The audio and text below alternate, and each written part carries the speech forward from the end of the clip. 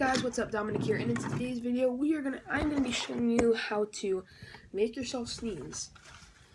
So what you're gonna do is you're gonna get a napkin or like a tissue or like toilet paper or just something like this.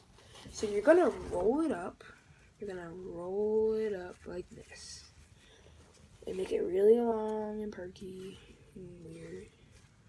So this might sound gross, but you're gonna stick it up your nose and wiggle it around. So watch.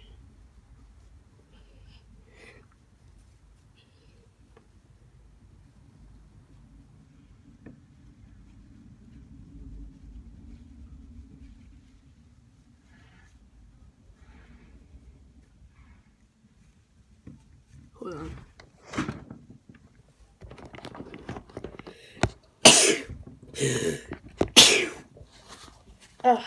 Sorry you had to see me dribble. I mean, snot everywhere, but it worked, I'm telling you.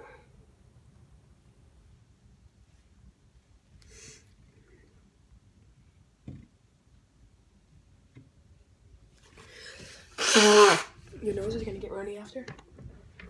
So, that was it. As always, leave a like and subscribe, and